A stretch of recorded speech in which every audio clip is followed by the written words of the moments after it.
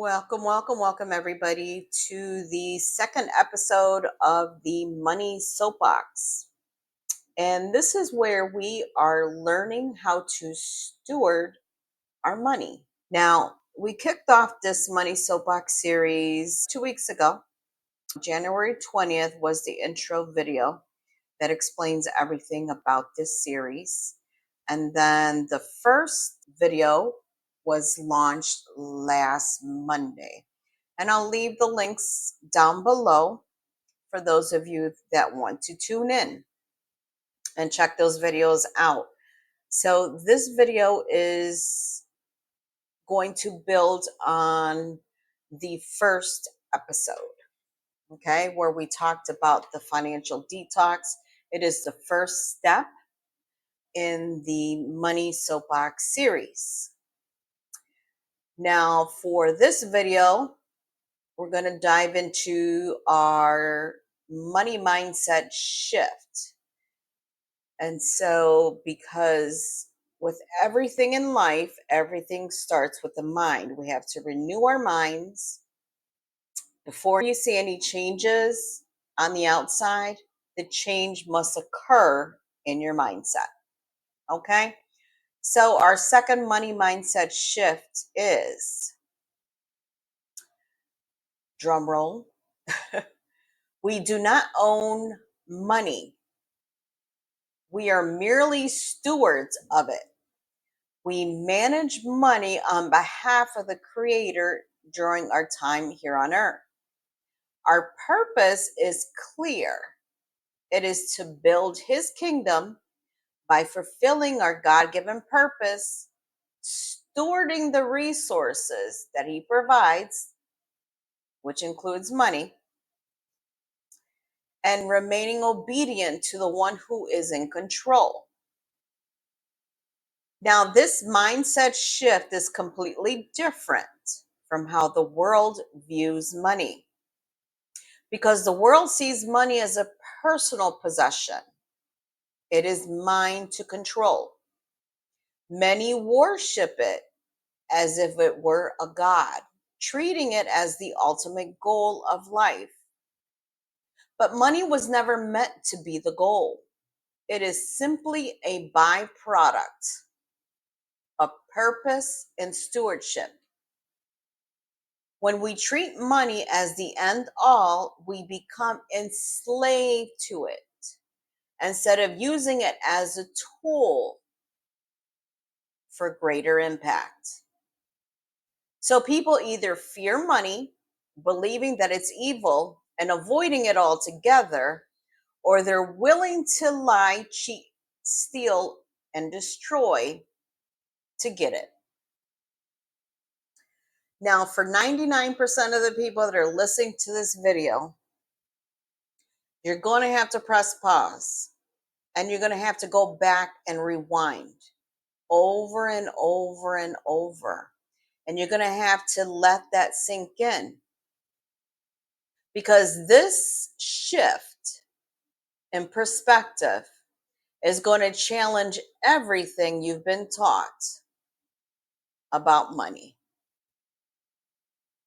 Now, on the first video, I talked about the first process, which is the financial detox.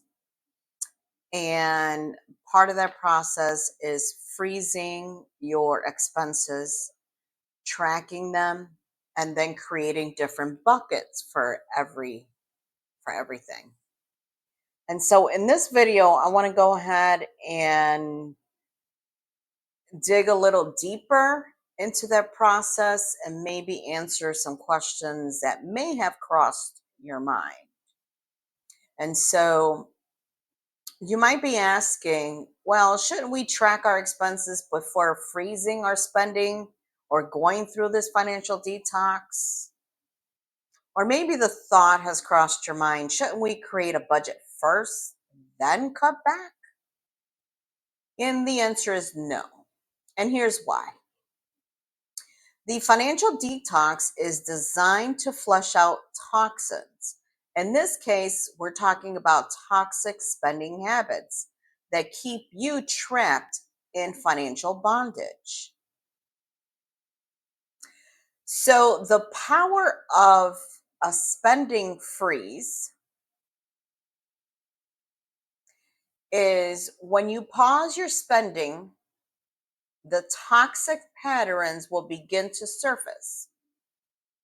As you track your expenses, those destructive habits will show up loud and clear. Why? Because toxic behaviors don't just disappear, they don't go away just like that. They'll keep resurfacing until you deal with them.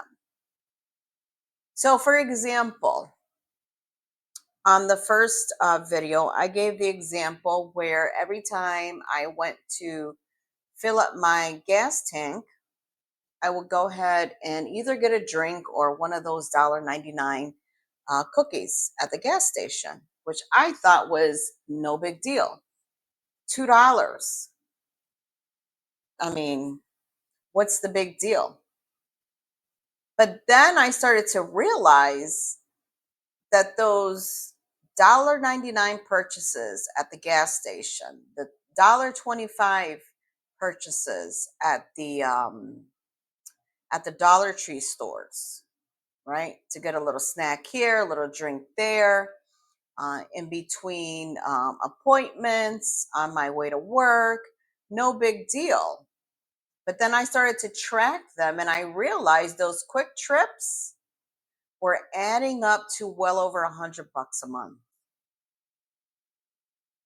Okay. And even though I froze my spending, I still made an exception for that $1.99 gas station cookie or that $1.25 drink or snack from the Dollar Tree. So I was tracking them, right? And that's when it became clear to me that I needed to deal with those quick trips. That was a toxic pattern that I needed to deal with. Now, on the flip side, anything that isn't toxic is not going to surface because non-toxic spending behaviors don't have control over you. You can stop those at any time. But is the toxic spending, that's where the struggle is. And that is where your money is leaking. Okay. Now, here is the key.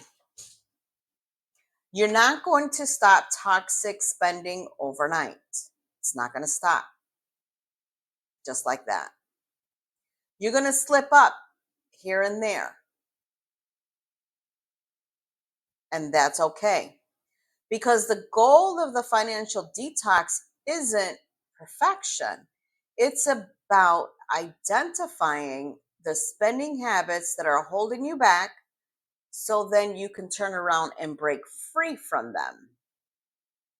Another reason for the financial detox is to separate the wheat from the tares, or in financial terms, we want to separate the needs from the wants. Before the detox, everything feels like a need because it's part of our lifestyle. The choices that we make every time we spend a dollar here, a nickel there, we've adopted those choices. They've become deeply rooted into our lifestyle, making it hard to tell the difference between a need and a want. And as you go through the detox, you'll begin to uncover what truly is a need and what is a want. And you're going to begin to realize what truly needs to be uprooted from your lifestyle. Now, most people skip this step. They go straight to the budget.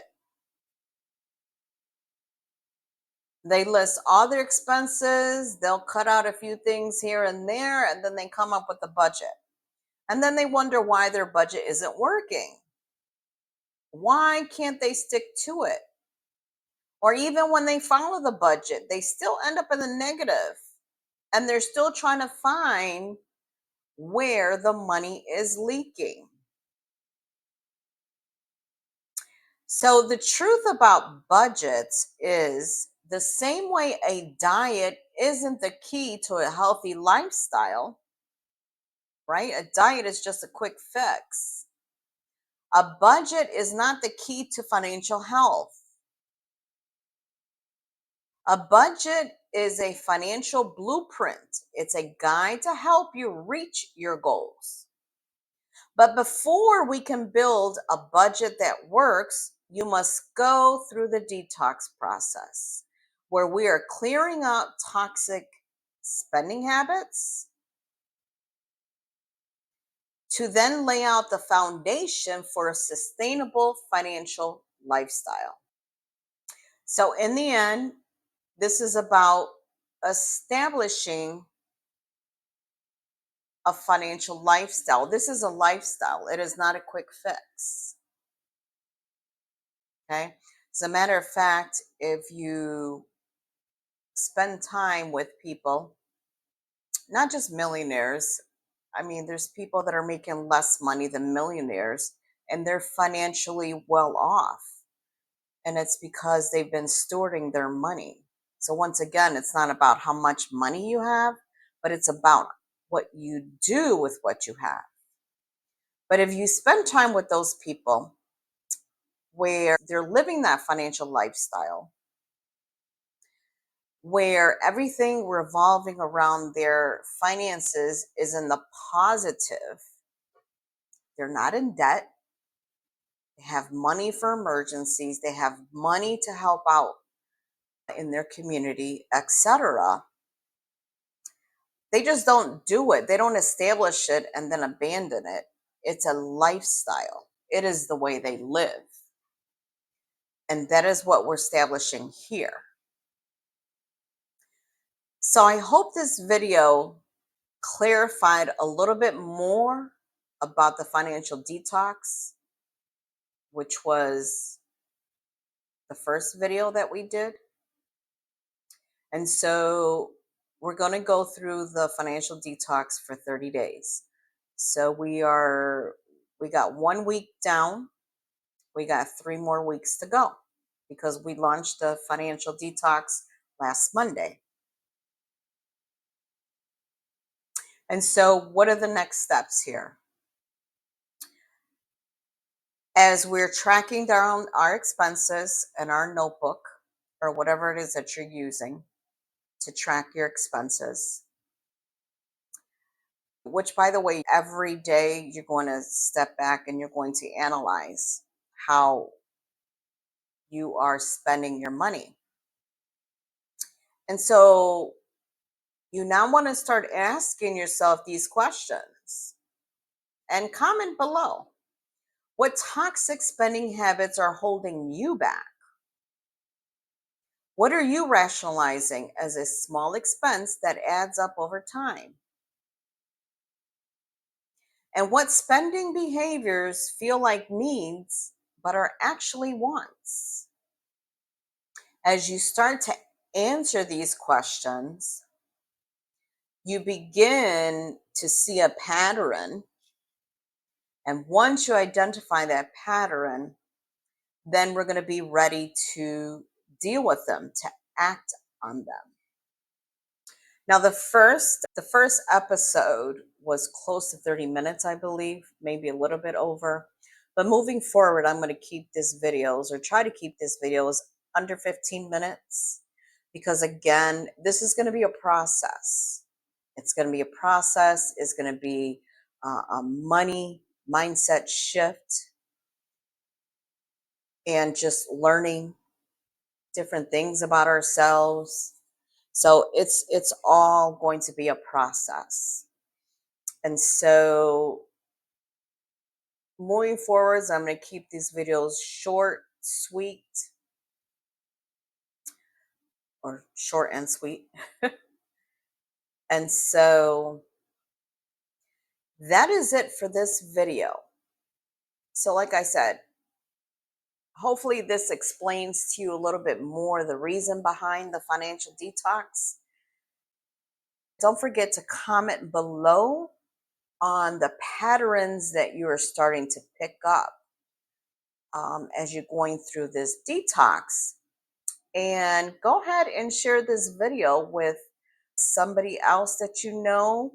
Either they can support you on this journey, maybe by holding you accountable, making sure that you are at the end of your day, that you are looking at your tracker and starting to identify certain patterns. Sometimes we need somebody from the outside looking in to help us. Or if there's someone else that can benefit from this, which a lot of people can benefit from it, because we were never taught this, unfortunately, in school. A lot of us, we end up learning about finances well into adulthood. Okay, so that is it for now. I want to thank you all for tuning in to the Money Soapbox, and I'll see you next week, same time, same day, Mondays, 7 o'clock p.m. Central Standard Time.